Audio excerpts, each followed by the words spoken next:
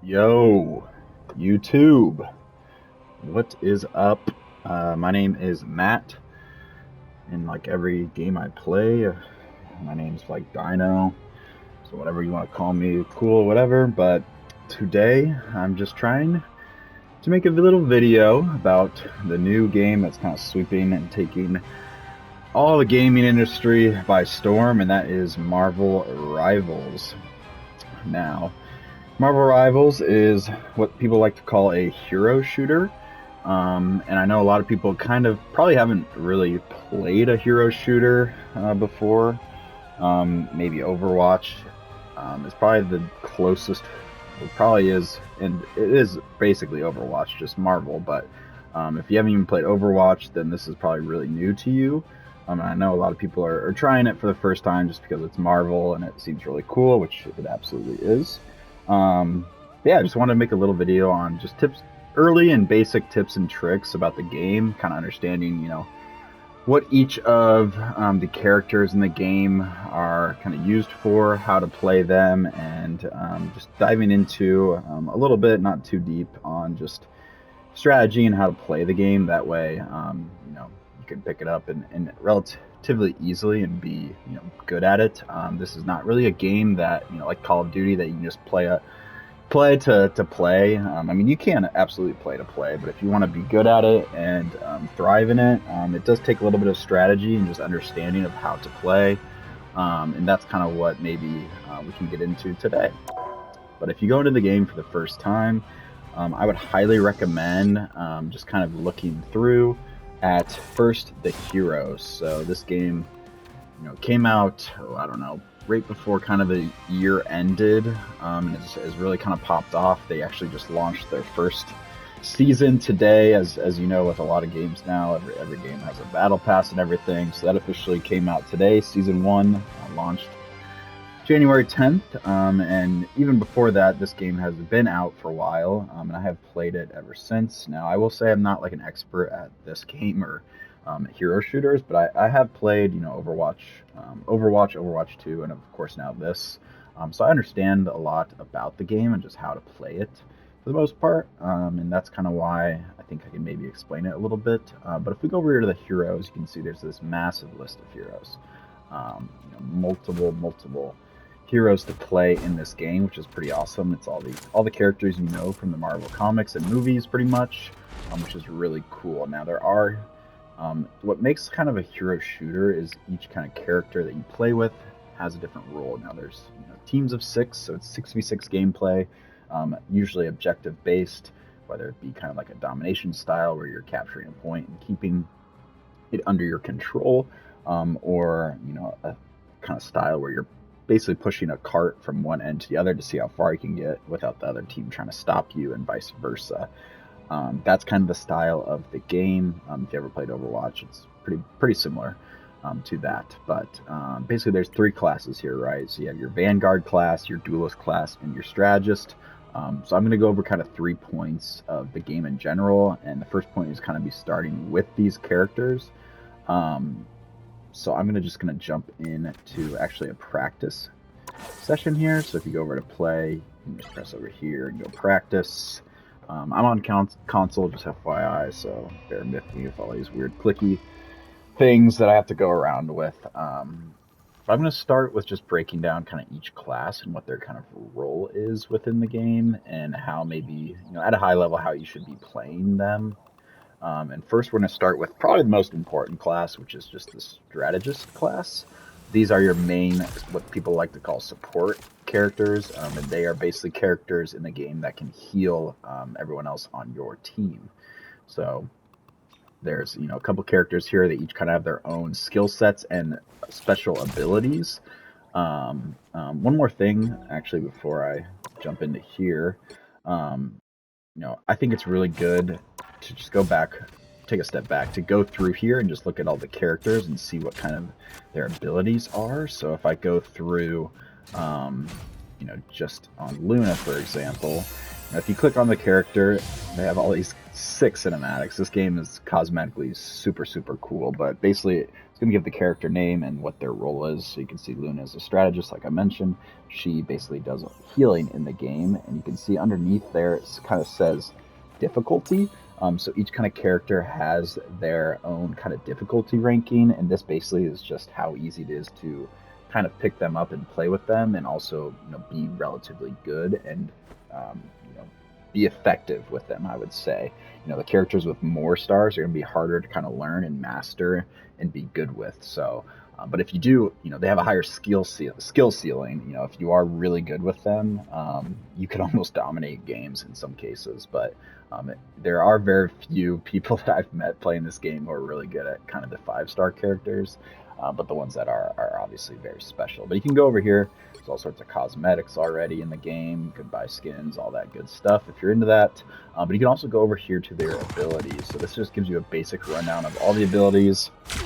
You can see here the R2 trigger is basically an attack and a heal for this character. So she can heal her allies and do damage to enemies. There's also different abilities within. So an R1 ability that basically is like a clap. And it can heal as well as damage. It does more than just a standard R2, and it's really important to kind of use that when your team really needs it to heal them faster. And then there's L1. This is kind of, you can attach like a little icon to a character, and so once you're healing someone else, it actually will heal them a little bit too, which is cool. And then there's a freeze. This is basically mostly for like if you're getting attacked by someone and they might kill you, you can just slap this freeze on them and run away from them. And then there's all these different like passive abilities too with each character. But that's kind of Luna's abilities, and this kind of whole page will give you a good rundown of like what each character can do. There's also things in the game called team abilities. So if you have certain characters on your team, you're going to give them certain abilities. So Luna is actually what they call like an anchor team up ability. So she gives these 2 other characters, you can see kind of right here, I think it's Namor and Jeff the Land Shark. It gives them like ice abilities to some of their things, so it makes them a little bit stronger, which is cool. But also too, what's really cool about this is they have like suggested combos and like little tutorial videos of like how to play the character in just a tight little like 15-second video you can kind of look through.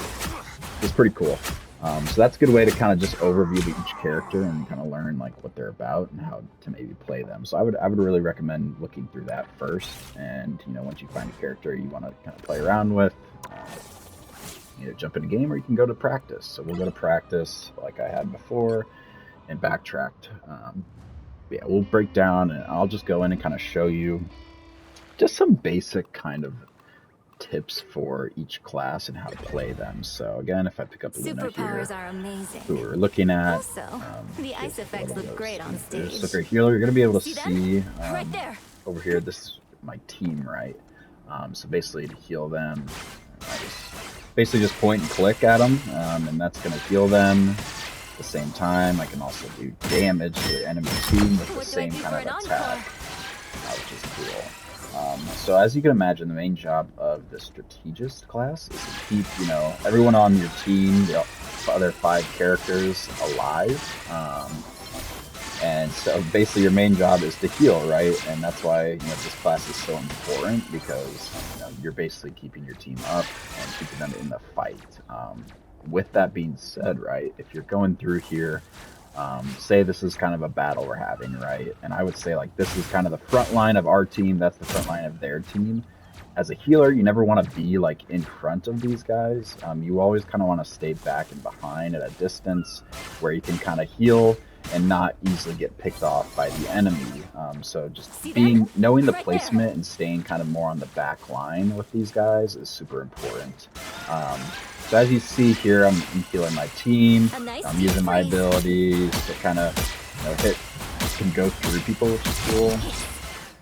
But my main goal is really to heal these guys and keep them healthy, and then do damage when I can if it's necessary. And just kind of try to keep my own team up is really the main thing.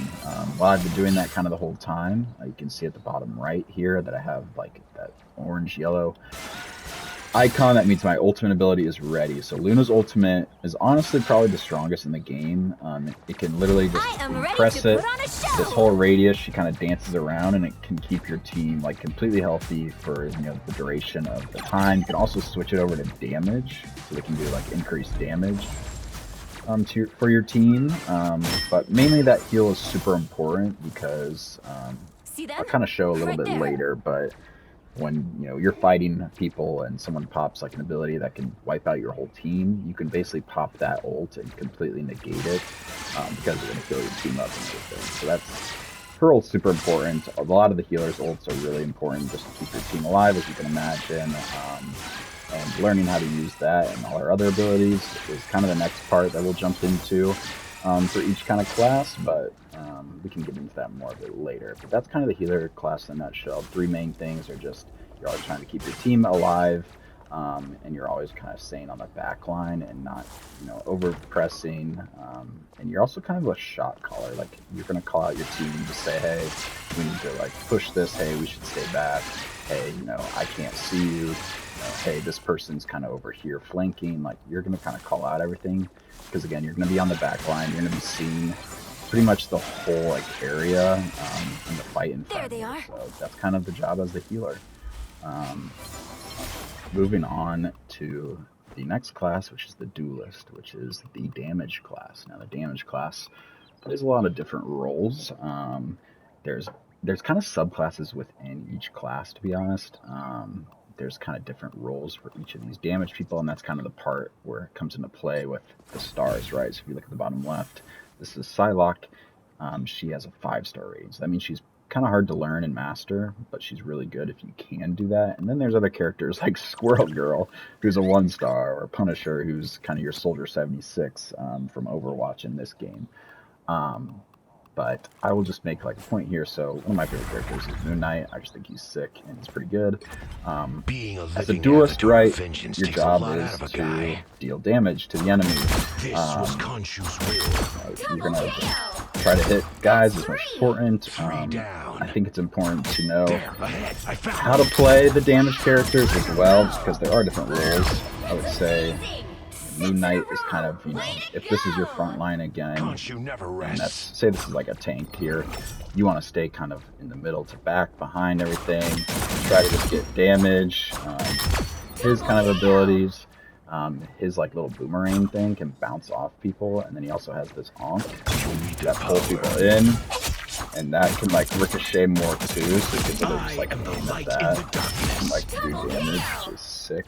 But he's also kind of a good character to actually play like up above and out of the way. That way people can't really like pick you off too easily. If you have like a nice elevated like area, it's important to kind of play with him up kind of in an elevated spot, or at least kind of in the mid to back line, I think. And again, even with a damage character, you don't necessarily want to be in the front ahead of everyone. That's kind of the tank role, which we'll get into more. But as kind of a word of advice, definitely your job is to do as much damage as possible. And I would say, try to pick off the characters to damage. I think when you're kind of playing the game, you're going to want to call out characters that are weak. And if you're a damage person, you're going to want to try to focus on those characters, right? So that's really one of the most important parts, is just focusing those guys. 3 for me. The majority of damage ultimate abilities are, as you can imagine, to do damage. So if I throw this down, you can just throw that down. It's a pretty strong ability, but it's an AoE kind of attack that does a lot of damage. And so there's all sorts of different abilities, obviously. That's kind of like an overview of that. Now, there are like kind of subclasses within the tank class and the damage class. I think a lot of times you'll hear what people say is like a dive character. So dive characters would include like Black Panther and Psylocke, but Black Panther, you can see his difficulty is like a 4, which means he's a little harder to use. Definitely is not easy to use. There's certain combos that you kind of have to hit to be kind of successful with him, but he is what people would say is a dive character. Now, the job of a dive character, as you can imagine, is to dive on the back line. So again, if say the fight's happening over here, their healers are kind of over here, your job's to kind of sneak around, right, and be stealthy. Which, of course, each character has their own abilities. Black Panther can climb walls, and he can kind of double jump. Some characters can like literally go invisible. But if this is like the fight's happening over there, this is kind of where their healer's at. My job as a dive character is kind of get behind them and just start doing damage to them. So do something like this, you know, throw a spear, get a kill. If I get a kill like that on one of their like healers, that's super important because, you know, then if it's a 6v6 fight, it's a 6v5 fight, and they don't have another healer, so we can automatically, you know, kind of have an advantage in that fight because they are down one healer, and we can put more healing output out than the other team. And see kind of what I did there is I got that kill, and I just got out. So getting in, getting out is kind of the role of like a dive character. And then, you know, waiting. There's also like health packs around the map, and I don't know if there's any in the practice range, but you'll see them on the ground with just like a green like little, you know, medical symbol. You can kind of lock down where those are and just play around that as a dive character. There it is. There's one right there. So say this is my spot. You know, I see these dudes. I'm kind of hiding behind them. I know there's a med pack here. I'm gonna kind of wait and just be stealthy, and then when I see my opportunity, I'm going to initiate the fight, go in, throw another spear, and go in, bang, get him, and then you know, usually you want to try to keep another dash to get out, but if I took any damage, I can just come back to here, grab the health pack, hide again, and wait for the next fight. So that's kind of, you know, a very basic, not very in-depth level of dive characters, but yeah, your basic, you know, that's basically kind of a big part of this game is just knowing what each character does and how to play them. And same thing with like Psylocke here. She's kind of like a dive character as well. You can see I do that. I go invisible. And then I also have this like little dash thing.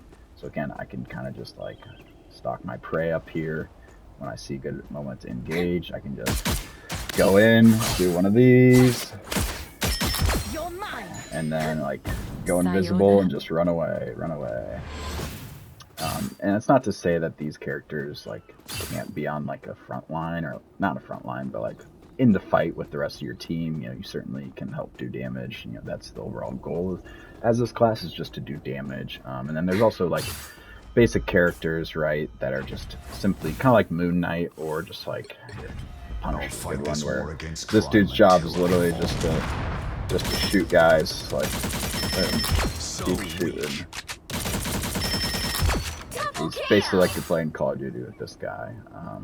But there's also like a class that's more like a tank buster. These are kind of like beefier guys. Like weapons keep getting better, but it's still the person behind him that matters most. He kind of can help support the backline and fight against dive characters, mostly because he has this little hook here. So you can kind of hook guys. His gun only has like 3 bullets, but every time you use your ability, it automatically reloads your gun, which is cool. And his hook is good because if you're fighting someone, you can literally just like snag them, pull them over here, give him a little punch, kill him. But he kind of, you can see there, his ability kind of gives him some armor when he does that,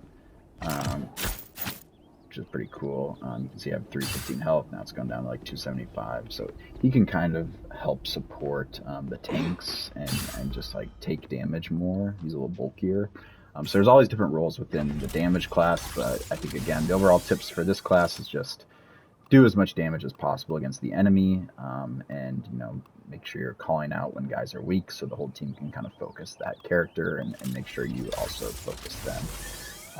The last kind of role is the Vanguard class. Now, this is your tank class. All those crises I quietly put out, the tanks are basically how I was talking throughout the thing about the back line, the front line, all that crap.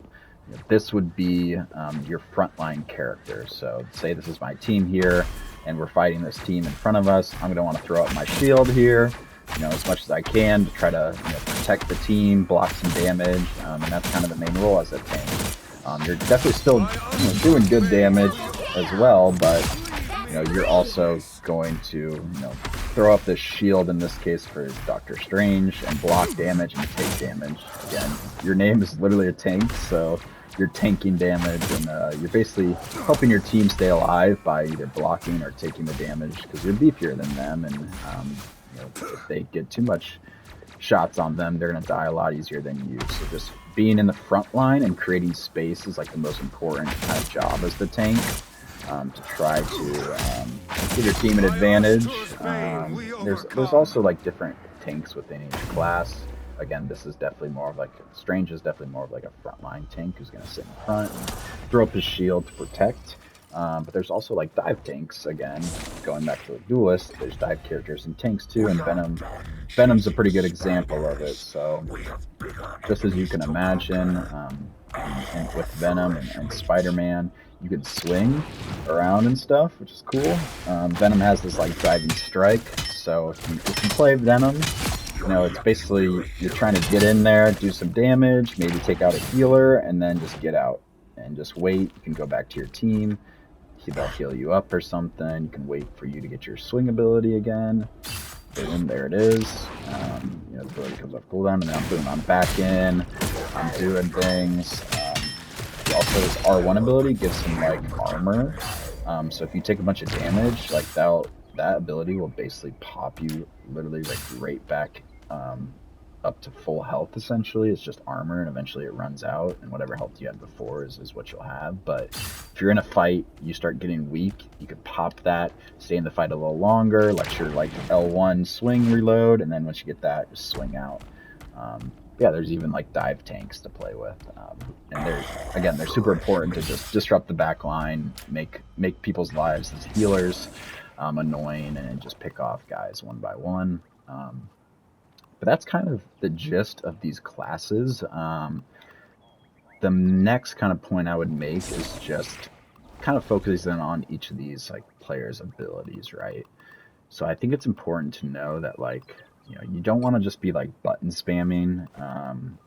So I'll kind of talk about the healers, like support and abilities. So when you're in a fight, right, the strategy obviously is you're fighting, you're doing damage and stuff. You're trying to kill the other team and push, you know, either push the objective or like capture, you know, a certain area in domination.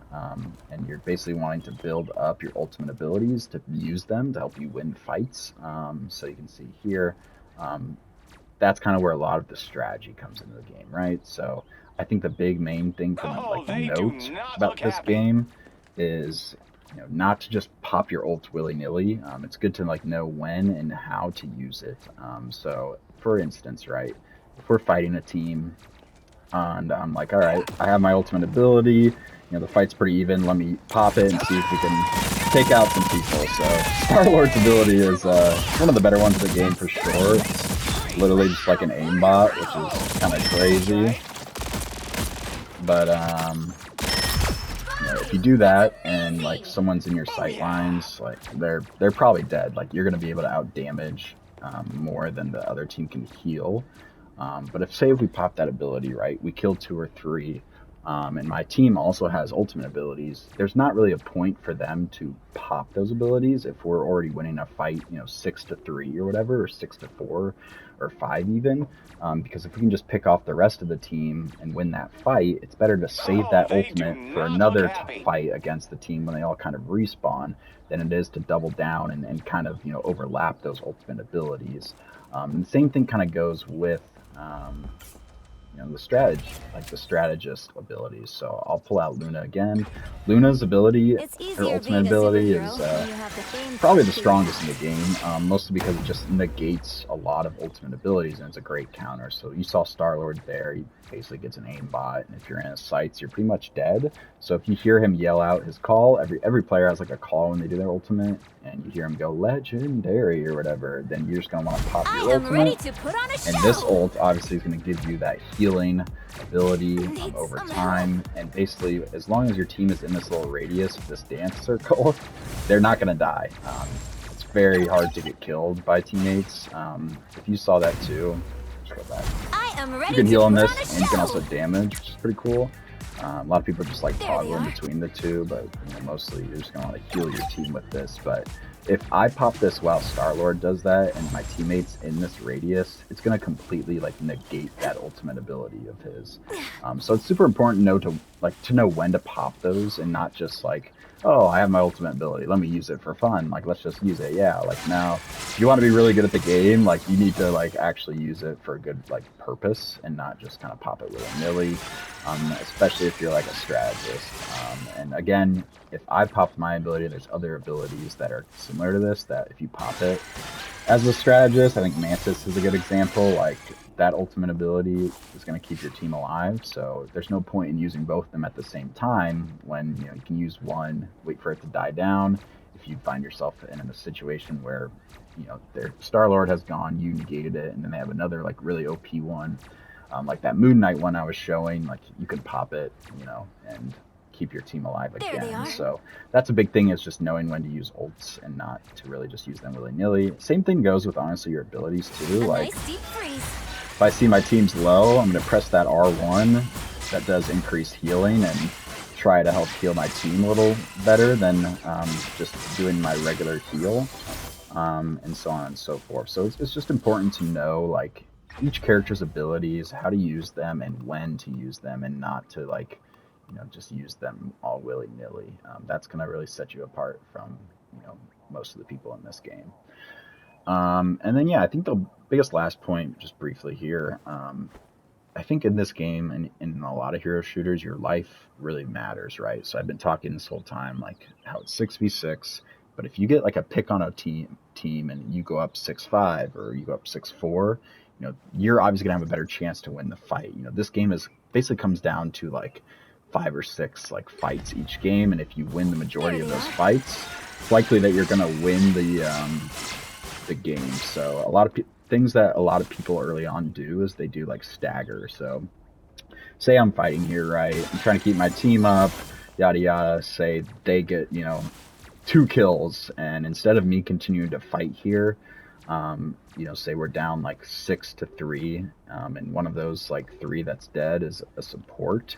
Instead of just staying in the fight, it's honestly either better for me to just run away and find cover and go back to like where my team's spawning and just wait for them to respawn and then group up again as a whole 6 unit, or just die. Honestly, like it's okay to just run in there, die on the objective point, try to like maybe pick off one person and die and then respawn, just because again, your life is more important in this game than you think. Like just staying alive and keeping momentum is really important. Otherwise, if you just keep staggering in one-on-one, say you're down to 4 players, and then like 2 of them are respawning and they won't respawn for another 10 seconds, and then they respawn and then you die, so now you're dead, so you'll never get that 6v6 again. So the enemy team is going to have an advantage against you because they're always going to have like 5 or 6 alive compared to your 4 or so.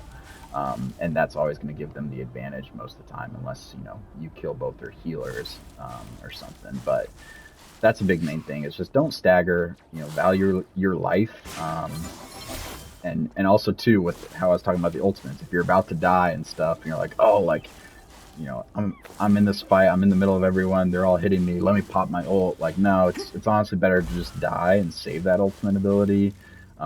And just like use it for the next fight. And again, just saving your life, knowing when to get in, get out, and not just like over committing to things, staying with your team, listening to your team.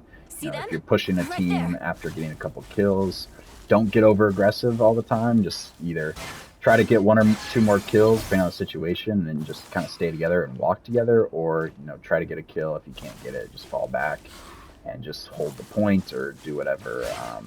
The same thing goes too if your team's dead and you get like a kill. Instead of just like trying to hunt more kills, just you got that kill, that's great. You can just kind of fall back, wait for your team to respawn, and then re-engage as a group. I think that's the big part of it, is just the team is always going to be the biggest part, and your team composition, what characters you have. You're always going to want to have like 2 healers, 2 duelists, and 2 tanks at the least. Of course, you can switch those numbers up, which is perfectly fine. There's all sorts of different team compositions you can make. But just fighting as a team together is the best kind of thing. And like I said, there's dive characters, so they might not always be with the team, but they're at least doing something to help the team, like attacking the other team's back line or whatever. But it's all about the team in this game, and just valuing your life. And I think that's something that, you know, early players probably don't realize as much as they should. Um, so that's really important. But I think that's kind of it. I would say the main takeaways from this starting out: get comfortable with the characters, learn their abilities, know that it's not going to be easy. You're going to have to practice and play with these guys. So quick play, you know, before you jump into like competitive or anything, just quick play, use characters in there, see how you can use them, come to the practice range just to test abilities, and just try to understand the abilities as much as possible. And then just knowing kind of the strategy of the game, you know, sensing the flow of it when you're in there, not, you know, not overlapping ults and trying to stagger them more than use them together. You know, there are a lot of ults that you can actually combo with, which is pretty cool. But outside of that, you know, don't try to, you know, just all pop your ults together. You want to use them strategically and try to, you know, win fights that way. And then the last thing, yeah, just value your life. Don't stagger. You know, group up, engage fights together as a team. And if you lose a fight, it's okay to, you know, give up on it, and either run away or just die on point. But those are kind of the three main areas. Again, this is it's definitely a new game. A lot of people are, I think, joining, and it's caught a lot of steam through the gaming community, and everyone's kind of trying out. So I hope this video kind of finds maybe some of those new players that can, you know, maybe learn a thing or two before they jump in. And again, too, I would say if you really like a character, like YouTube's your best friend. Like just learning and watching is the best way to kind of learn how to play a character, whether that's on YouTube or it's a good little showcase. Marvel Rivals actually has like an insane replay ability. So you can kind of go into, if I just go to like my profile or something, dude, don't look at my rank, please. This is my rank reset. But if I go to history, right, I can literally just go through, like, there's a competitive game I won or whatever. And if you go into your games, you can also just click on random people and just like view their career, and find, you know, really high level players. So if you find someone that was like, damn, that player was a really good Doctor Strange, like let me like review how they played, you can literally just press this and it'll go to like your replay, right? And I can literally just go watch myself back and like see how I did. The right heroes could make all the So difference. it's pretty cool, honestly, pretty cool system. But you can literally watch, you can switch people's POVs, and just see how the game works, and yeah, pretty cool. But yeah, that's a good way. It's like watching film in sports, honestly. Like you could literally just go in and watch people, which is sick in my opinion. But yeah, I would say if you want to learn more, definitely consult YouTube and just look how to like play characters and stuff, and little guides. Even like a 5-minute video can just help you so much. But that's it for me. Hope you guys enjoyed, and I hope this is helpful. But thank you so much, and I'll catch you later.